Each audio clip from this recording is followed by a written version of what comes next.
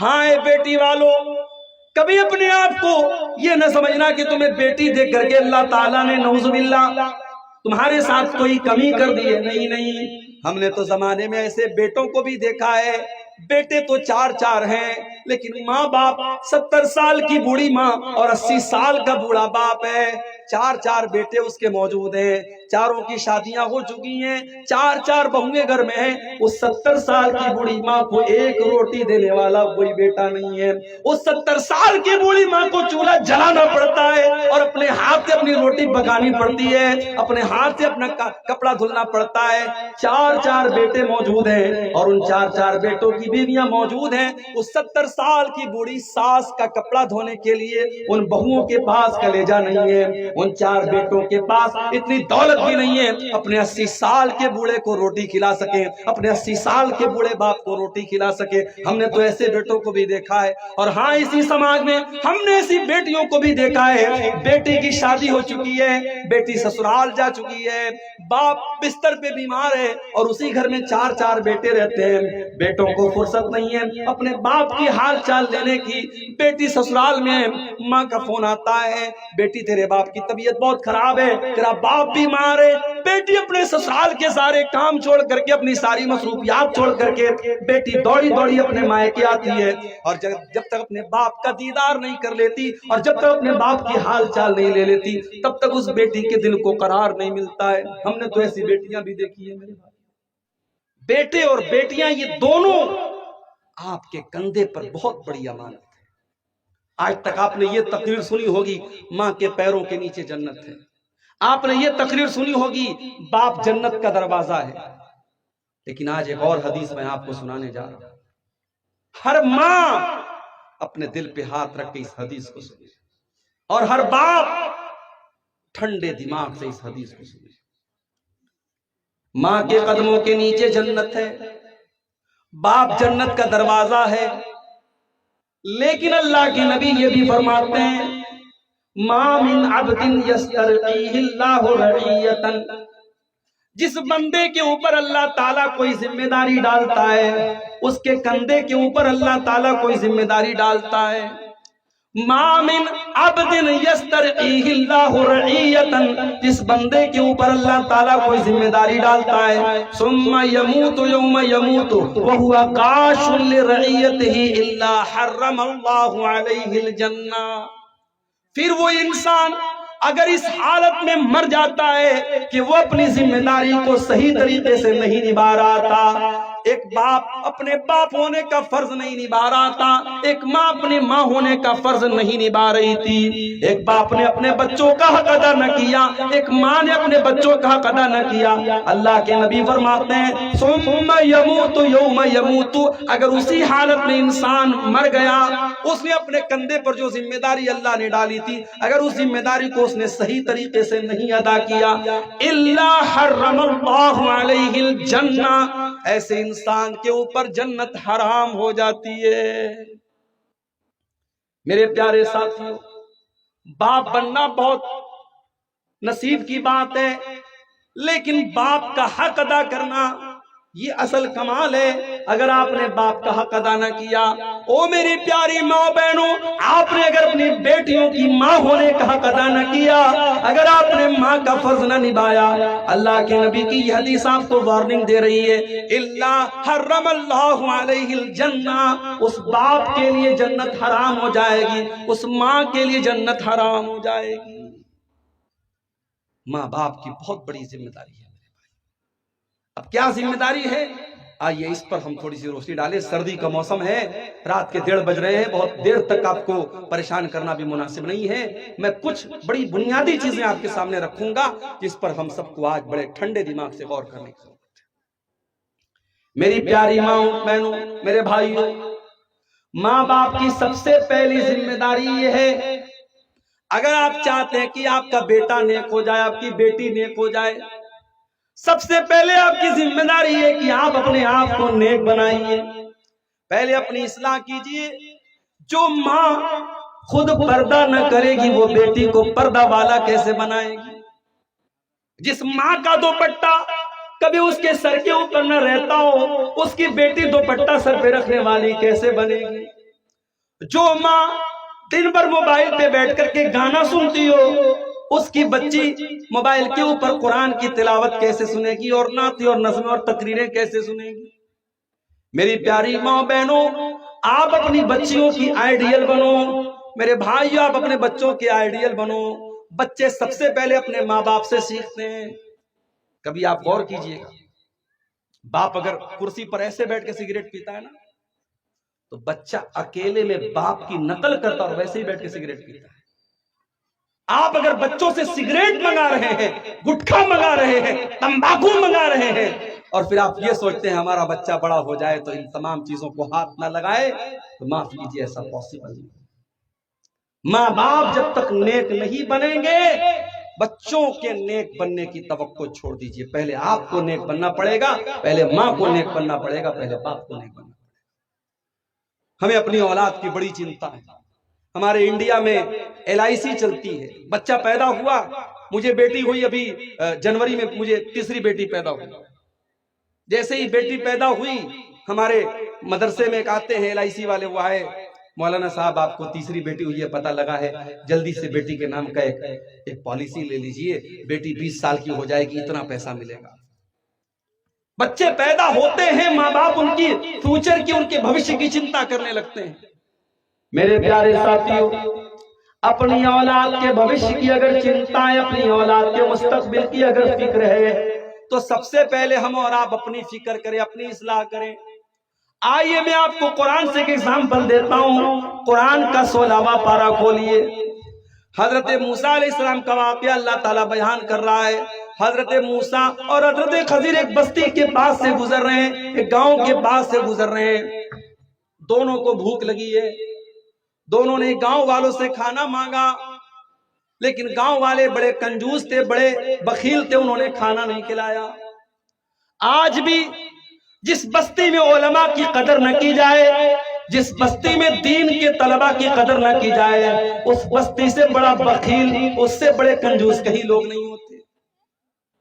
بہت ساری بستیاں ایسی ہوتی ہیں وہاں علماء نہیں جانا چاہتے کیونکہ وہاں بڑے بخیل لوگ ہوتے ہیں۔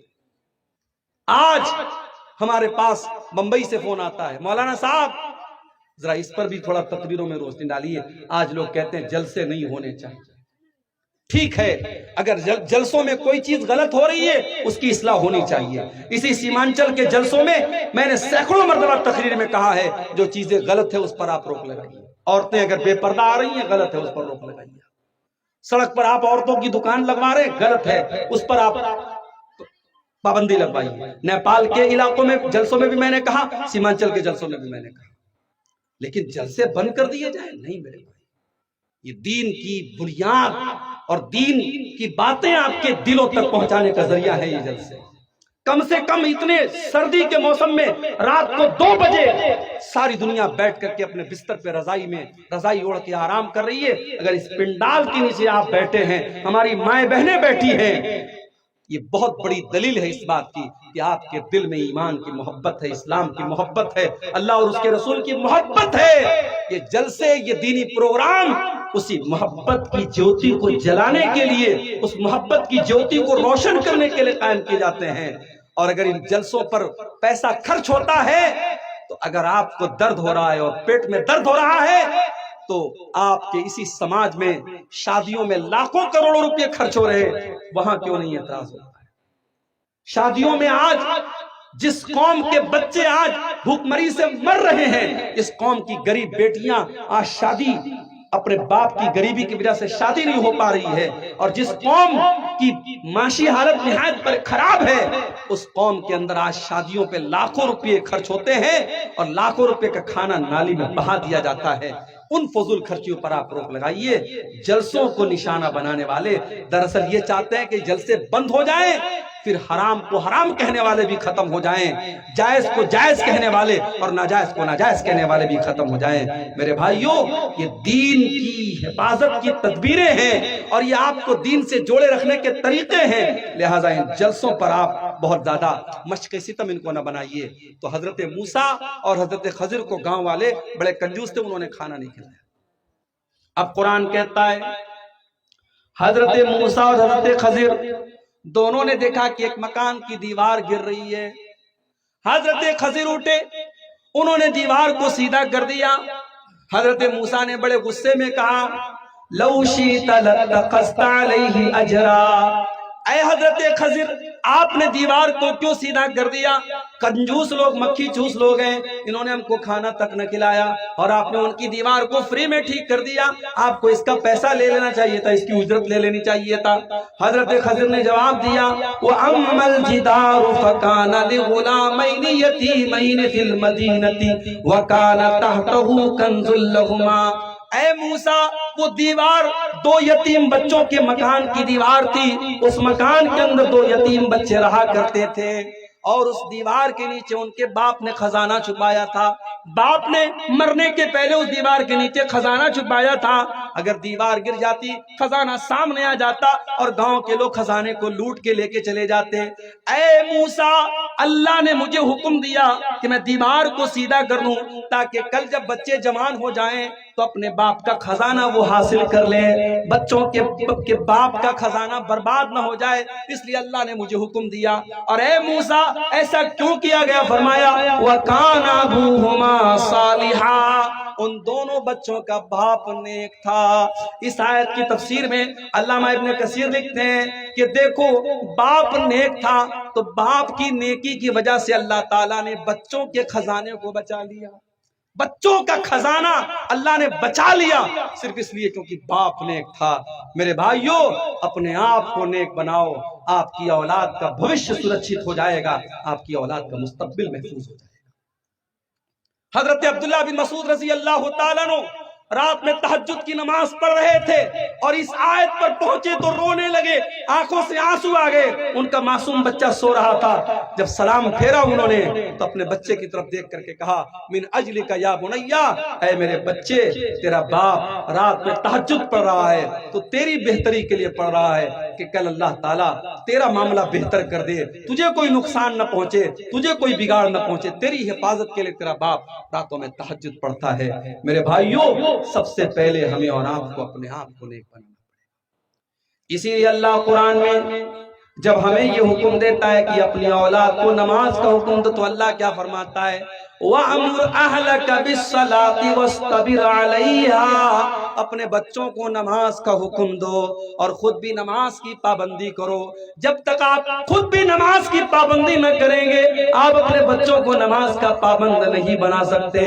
میری پیاری ماں بہنوں جب آپ اپنے گھر میں نماز پڑھنے کے لیے کھڑی ہویا کرو تو اپنی جوان بچیوں سے بھی کہا کرو تم بھی نماز پڑھا کرو، اپنی 7 سال کی 8 سال کی بچی کو بھی نماز کے لیے کھڑا کیا کرو۔ میرے بھائیوں جب آپ مسجد میں جایا کرو اپنے 8 سال کے بچے کی انگلی پکڑ کے بھی لے کے جایا کرو۔ اللہ کے نبی فرماتے ہیں مروا اولادکم بالصلاۃ وهم ابناء 7 سنین، جب تمہارے بچے 7 سال کے ہو جائیں تو ان کو نماز کا حکم دو اور جب تمہارے بچے 10 سال کے ہو جائیں اور نماز نہ پڑھے تو ان کی پٹائی کرو۔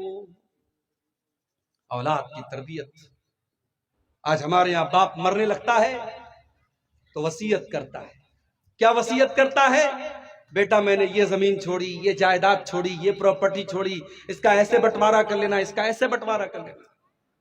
آؤ تمہیں ہزاروں سال پہلے ایک ایسے باپ کے پاس لے کے چل رہا ہوں جس باپ کے 12 بیٹے تھے اور باپ کا آخری ٹائم تھا اور 12 بیٹے اپنے باپ کی چارپائی کے آس پاس کھڑے ہوئے تھے۔ باپ کا انتقال ہونے والا ہے، باپ مرنے والا ہے، باپ کی موت کا ٹائم ہے اور 12 بچے اپنے باپ کی چارپائی کے پاس کھڑے ہیں۔ اور قرآن کریم میں اللہ بیان کرتا ہے ام کنتم شہداء اذ حضر یعقوب الموت اذ قال لبنیہ ما تعبدون من بعدی قالوا نعبد الہک و الہ آبائک ابراہیم و اسماعیل و اسحاق الہا واحدا۔